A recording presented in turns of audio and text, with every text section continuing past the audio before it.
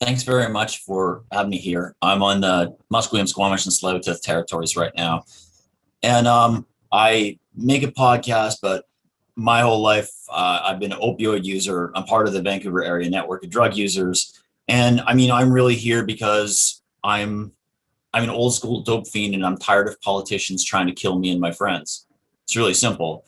Um, HIV is a great example. When I was coming up in high school, we had a right wing Christian fundamentalist premier who objected to high school students getting HIV education. So I went out into the world as an injection drug user, and I didn't know anything about how HIV is transmitted. Um, and so, I also couldn't get new syringes, so we had to share. I didn't know that HIV transmits on a spoon or a cotton or any of that stuff. And all the time between then and now, I've been slowly learning about this, but I've seen politicians make calculations on whether we live or die based on whether it gets votes or not, including right up until this morning. And I was very nice to see Minister Haidu say that she's interested in our advice. I hope that's real. I hope she listens. Um, you know, I I think about the interventions we've been fighting for. Decriminalization has been a key among them. The first time as a drug user activist I went to a meeting about decriminalization was August the 8th, 1998.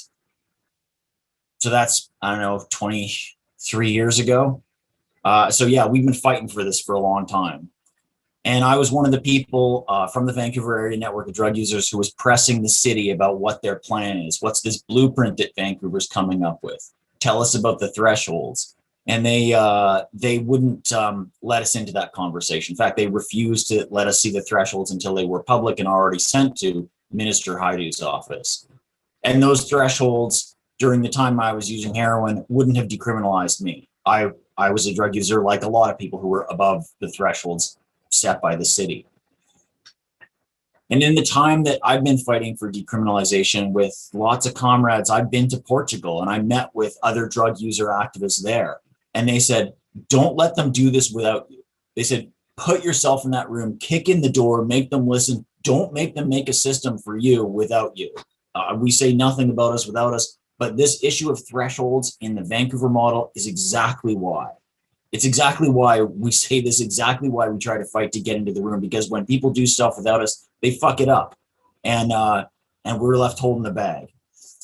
So I think decriminalization is important for a couple of reasons. But it's really about letting us come back into society, right? Criminalization forces us to live outside of society. And so it's an invitation back, and it gets police out of our lives. So police budgets, like in Vancouver, have grown hugely as the war on drugs has proceeded. And so we see a connection between decrim and defunding. We expect to see police budgets go down as they don't have to spend a lot of resources hassling people. So we make a connection to we are part of the movement to defund the police. We are part of the big conversation that's really reached into the mainstream since Minneapolis police killed George Floyd last year. And we recognize that the drug war in Vancouver and everywhere has long been a weapon of white supremacy. It started here in Vancouver. It started in the aftermath of a racist riot where angry white people, as part of the Asiatic Exclusion League, smashed up Chinatown and Japantown. And so it's got to end here. That's why we're fighting to end it here. And it's not racist by accident. It's racist on purpose, and it's racist every day. And so the politicians that continue to uphold this and don't have the guts to tear it down really don't have any business talking about a brave anti-racist line unless they make all the connections here and recognize what they're involved in. And so I congratulate the honorable members who have been on this panel, who have had the guts to, well, in one case, go against their party, and in the other case, kind of lead it in trying to do something about this. And as part of the podcast, we make all the connections between the struggles. I talked to Desmond Cole, who's been really active in Toronto around racist policing practices against the Black community. He said, criminalization and the drug war is part of the war on Black people. It's a big part of it. But if it wasn't drugs, it would be something else. the police would find some other pretext. So it's important for us to take away this racist weapon out of the hands of the police, but it would be something else. So we have to follow that along too. And when, as part of the Vancouver Area Network of Drug Users, when I, sat down in meetings that involved staff from the city, we all noticed that the police had the leading voice in decriminalization.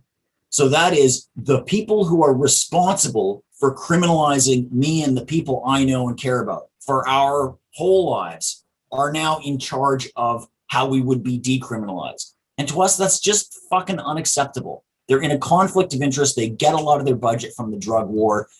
This is what they've done forever. This is how they've been trained to do it.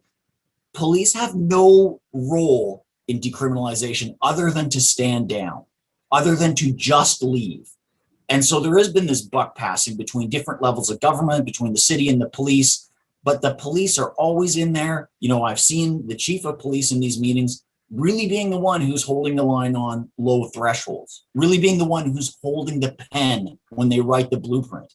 And so we're against them having any role. So that means if the police in the future are sentencing us or forcing us into some kind of compelled treatment, either through the courts or through them, through themselves, or some kind of dissuasion commission like in Portugal, no way. If the police are doing a soft like health referral, like, oh, here, go get help here, go get help over there, no way. I don't want to see police creep into healthcare. That is not what we want. It's not what we've talked about for 20 years, and more, and people before me. This is key to getting this right is recognizing that the police are the tip of the spear of the drug war, and the spear is killing thousands of people. So yeah, police just got to back out. There's really there's no small way around this. I'm sure that there are police who are well-intentioned about this, but it's not about the individuals. It's not about, oh, do we have a nice uncle who's a cop or something like that. Like my uncle way back in the day worked for the SMP. He's a very nice guy, but it's systemic, right? The police operate as a system. We don't have the luxury when you meet a cop on the street to determine whether they're nice or not. It is the whole institution historically of police and the systemic racism it carries that you meet on the street. So, that's why we want them out. And one of the final things I would say about this is people are saying, drugs isn't a criminal issue, it's a health issue. I'll go one further on that. Actually, the drug war is a social issue. That is the thing that made me sick. It wasn't the heroin molecule in my bloodstream. It was the laws and economy, cops and courts, the people who arrested me for drug possession, the cops who confiscated syringes, the politicians who made it impossible to get syringes, or who are, kinking the hose and letting harm reduction come forward. The Harper government that fought for 10 years. It's those people.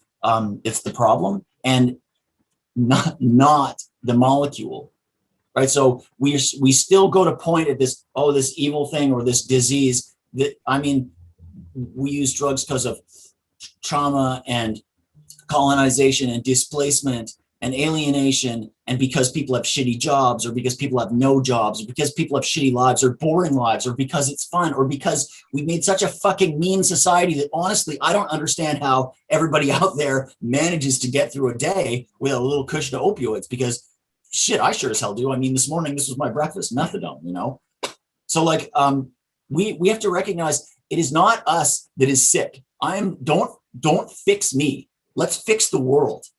And until we recognize that, we're all going to be dicking around saying, who's going to be in charge of drug users? Is it going to be the cops? No. It should be some doctors. Are we going to have hard carceral power or softer biopower? It's just time to turn the page on that. These are ideas that came up at the end of mid 20th century, the sickness, the illness, the fix my head kind of thing. It's time to listen to us and recognize that we have something that is not the purview of criminology or medicine. It is sociology. This is where it is. And the solution actually comes through politics. And the solution comes through drug users and allies being organized and forcing, like we have before, through civil disobedience, politicians to change their mind. Because I'll tell you, harm reduction did not come because politicians were like, oh, the poor drug users, let's help them out. No, it came because we arm twisted. We opened safe injection sites illegally. We did needle distribution illegally. The whole history of the fight back against people's unwillingness to do HIV education or extend help, all the way back to the 80s, all the way back to comrades like John Kosachenko out here. That happened on the front lines from the grassroots with militancy. And so that's how it's going to happen again. And when people meet in the rooms and those people like me aren't there, it's not going to go right. And I said to the mayor and I said to the chief of police, you got to invite us. We got to be in this room. You can't lock the door. I mean, I said to the mayor and I've said to every minister I've ever met with, I quoted my departed friend, Tracy Morrison, who used to lead the Western Aboriginal Harm Reduction Society. Tracy, who died of overdose in 2017, said, I can be a flower in your lapel or a thorn in your side. And that is still true. Thanks very much. Thank you for that, and your inimitable eloquence, as always, in stating it as it is. Thank you so much for being here and reminding us of the fundamental importance of this work and why it's so important.